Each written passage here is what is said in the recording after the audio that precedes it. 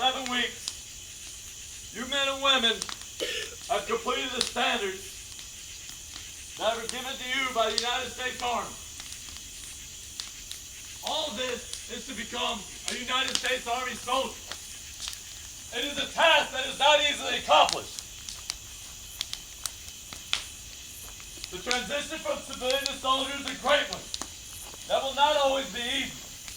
You have learned the basic skills needed to enter combat, deploy, engage, and destroy the enemies of the United States of America in close combat. You are now the guardian of freedom. You are going to live the life of a warrior. As you begin this journey on your new chosen profession, you must also take up the Army values in your heart, your mind, and you must take them with you onto the battlefield. With that being said, let us all bow our heads and give a moment of silence in honor of all our fallen comrades.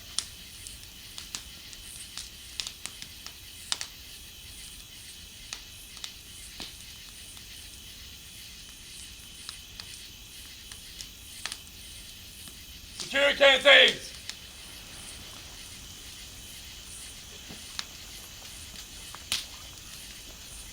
A toast to the Commander-in-Chief and our President of the United States of America. To the Commander-in-Chief!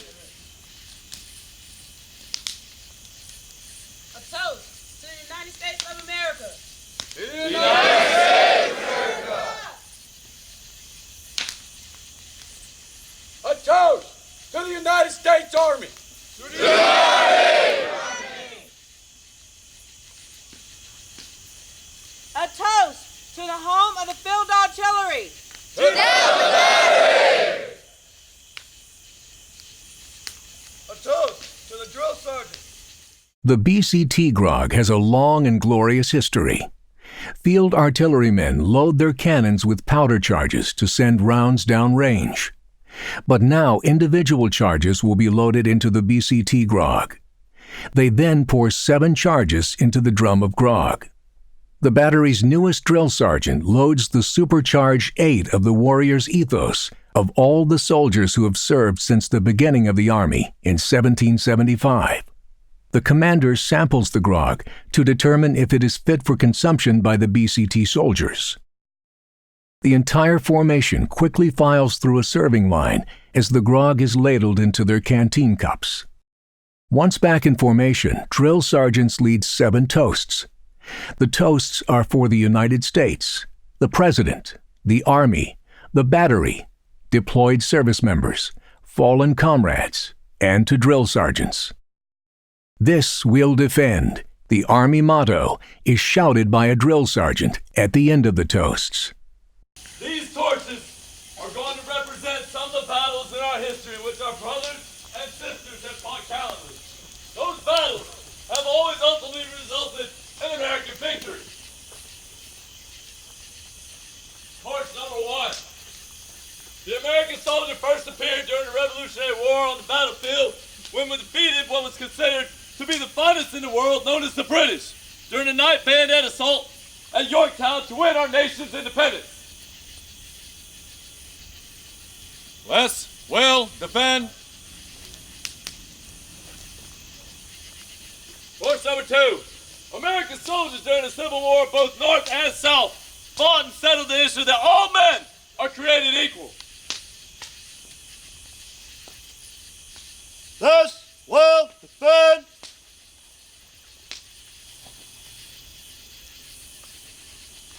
Torch number 3. During World War I, the U.S. Army with superior marksmanship skills settled a war the Allies have been fighting for over 3 years. This will defend. Torch number 4. American soldiers stormed the shore of World War II in the largest amphibious assault in history at D-Day and the invasion in Okinawa to defeat Germany and Japan, free millions after millions from tyranny and oppression. This will defend. Course number 5. The American soldier in Korea, fighting at times outnumbered more than 50 to 1, turned back wave after wave after wave of North Korean and Chinese communist attacks so that the people of South Korea could remain free. This will defend. Course number 6. The American soldiers showed the world a new way of warfare during Vietnam, when infantry of the 1st Cavalry Division combined with an air assault into the Assam Valley, and 1 battalion destroyed an entire North Vietnamese regiment at LZ X-ray. This will defend. Course number 8. The U.S. Army unwaveringly fought and routed the Taliban and Al-Qaeda in the mountains of Afghanistan. They engaged and destroyed the armies of Saddam Hussein and Al-Qaeda insurgents in Fallujah, Baghdad, Taji, Mosul, and Najib. This will defend. Course number 9. We and you are now joining a line of soldiers that stretches back unbroken and undefeated for over 244 years. This will... History says that you will fight. It is only a matter of when and where. This torch represents the war that you will fight in as an American soldier, and all future wars that the U.S. Army may find itself engaged in. This will defend. Good morning, Delta Battery. Good morning, sir. Welcome to today. Today is the last day of the Forge. I would like to be the first to congratulate all of you soldiers on your large and grandiose accomplishment, which is the Forge. Round of applause for you. Well, there we go. All right. On a very serious note, I'm very proud of all of you. What you've done is not an easy thing. The transition from civilian to soldier is not to be taken lightly. You should all be very, very proud of yourselves and of your battles. Let it be known that I am. I'm very proud of you and what you've accomplished. I look forward to one day seeing you downrange.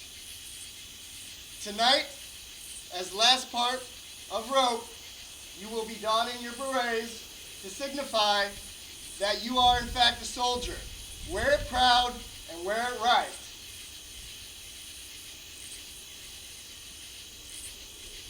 Don berets. The new soldiers put on their berets for the first time and drink a symbolic grog. They get a sense of brotherhood and sisterhood, and they know that they are part of something bigger than themselves. The Rite of Passage acknowledges that the new soldiers have passed a milestone in basic combat training, and it instills a sense of history in them. The ceremony is a tradition for BCT Soldiers Armywide, all with slight variations that make them unique. Putting on their berets signifies that the trainees have earned the title of United States Soldier. They will now stand with their drill sergeants as the nation's newest soldiers.